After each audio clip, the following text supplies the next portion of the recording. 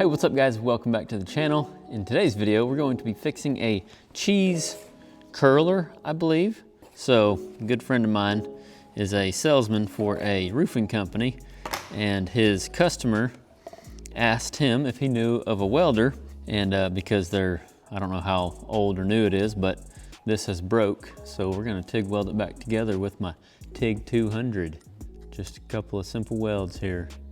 Probably just a couple of tacks really, but that's what we gotta weld. I'm gonna clean those up and I'm gonna put a couple of tacks on them and we'll be good to go. Also, near the end of this video, I'm going to share with you one of the best TIG welding tips that I got from one of the viewers. One of you, a couple of years ago, while I was welding on those aluminum toolboxes for the fire department, shared with me this super valuable tip. I kind of see myself as a beginner TIG welder because I don't really do that much of it. And the tip that you shared with me, whoever it was, years ago, it was so helpful. So stick around to the end of this video to find out what that tip is to help your TIG welding skills. Also, I wanted to remind you of the in-person branch workshop that we have coming up March 8th and 9th.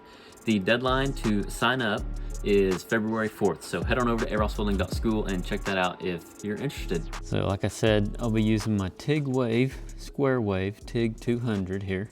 And I've got it plugged in to the bigger plug. There it is. I was looking for the name there. TIG 200 square wave. It does come with a 110 or a 240. I got it plugged into the 240. I believe that's what that's called. Because I notice I like welding with this thing a lot better whenever I can get some amps up on it. The type of gas I'm using is compressed argon, and I've got my pressures set to between 20 and 25.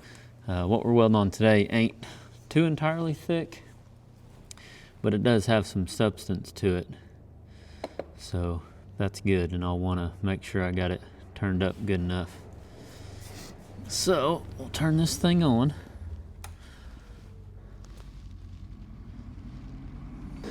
And I've got my little containers here for my filler rod, stainless steel SS, mild steel, and aluminum. I will probably be using, I'll probably use this smaller filler rod right here. So yeah, I got my foot pedal, got my TIG torch here. I'm fixing to put a new 1/16 tungsten in here. I've got a stainless steel wire brush that I'm gonna brush that off with first, and then I'll get her situated, and then we'll dim down the lights and we'll give her a tack. I've got my amps set on 195, and I'm actually gonna change this to DC for stainless. Whenever I weld on aluminum and I put it on AC TIG, but on stainless I want it on DC. So 195 is really pretty warm. What was I welding on last? I sometimes got to remind myself what I was welding on last to remember, you know, what my amps were compared to the thickness. You know, even somebody that's been welding for 17 years, I still, since I don't weld with this every day, you know what I mean, since I do such like custom stuff all the time and I don't do a certain something all day, every day, I kind of have to relearn things. Every time I got to TIG weld something, I got to come in here and kind of like, I just got to start welding with it is what I'm saying. So I just start welding with my machine and then I adjust it from there. So all that to say is, I think I'm just gonna try it at 115 and see what it does. And I will show you through the lens, here, what it looks like. Like I said, first things first, brush this off, get the cheese out of there. Come on, cheesy wheezy.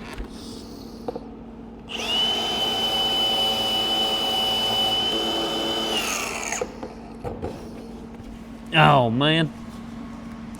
The old Milwaukee brake here. It's a safety feature, but I honestly don't like it.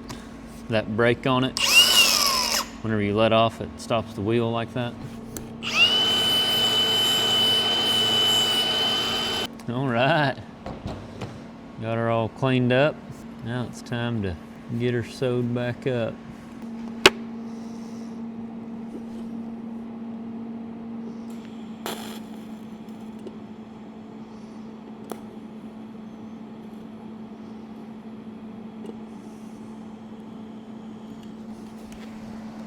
Now that I got her tacked, I can, excuse me, I can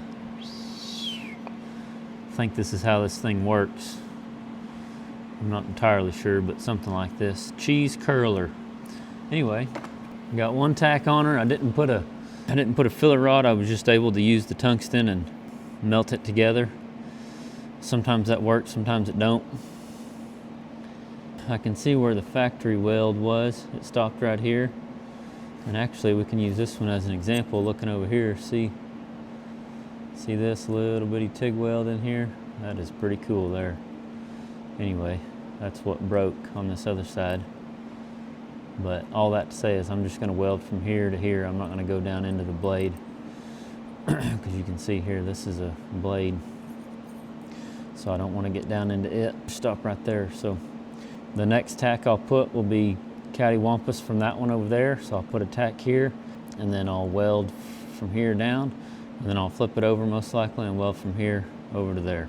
Okay, so when it comes to filming, what I like to do is set up exactly how it is that I'll be welding and then set up the camera. Because I mean, with welding, it's all about getting comfortable, right? So I'll sit here and do this and I'll get exactly where I want to be.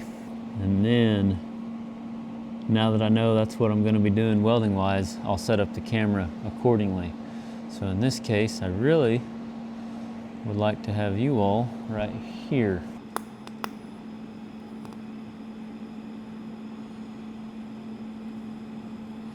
See it joined together without my filler rod?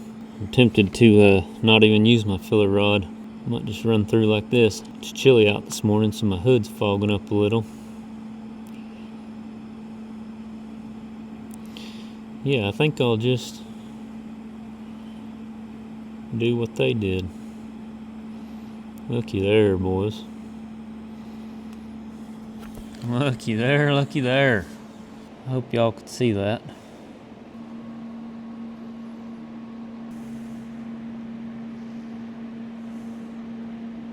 Now we'll just put one on this other side.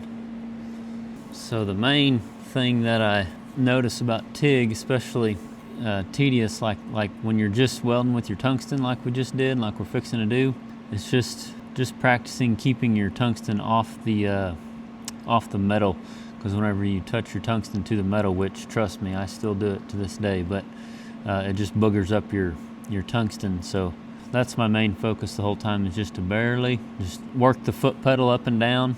You know, you got to have it warm enough to where it starts to join, but then you don't want it too warm, and you just want to make your travel speed go accordingly to your amps. And if it doesn't want to start, like if you hit the pedal and it doesn't start, you can tap your tungsten to your material. I learned that from one of the viewers, so thank you to whoever shared that with me years ago when we welded on those aluminum boxes. I did not know that until you shared that with me, so thank you.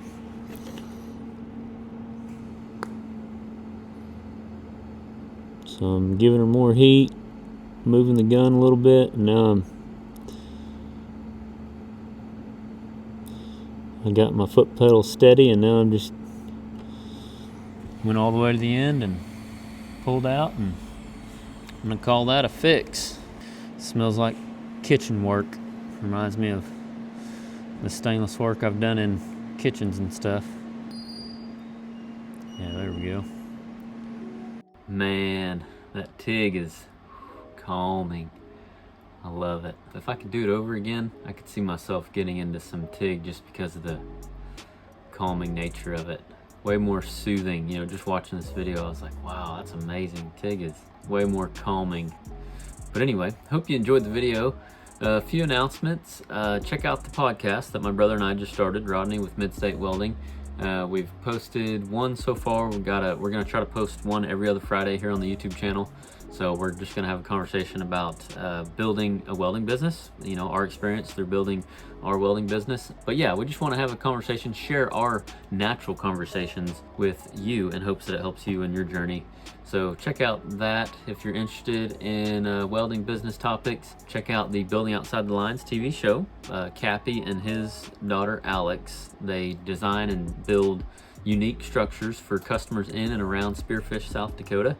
That's where my brother Rodney Ross with Mid-State Welding, he owns Mid-State Welding. He's out of Spearfish, South Dakota. Yeah, go check out that TV show because it's a good show and we're involved in it. Me and Rodney had the opportunity. Rodney's been on it for the first season. They're airing the second season now, and I had the privilege of being on for a couple of episodes, so go check that TV show out if that's something that you'd be interested in. And then this Friday is actually going to be the behind the scenes. I'm going to post a video of the behind the scenes of the first episode that I got to be a part of, so wanted to invite you to Building Outside the Lines TV show. It's on the Magnolia Network. You can find the Magnolia Network on Discovery Plus. Yeah, head on over there and catch up on all those episodes if you're interested. And like I said earlier, the deadline to sign up for the March 8th and 9th workshop, the branch welding workshop in Cushing, Oklahoma, Pipeline Crossroads of the World. The deadline to sign up is March 4th. I really like doing these in-person workshops. I just think there's something different about the in-person connection versus virtual connection.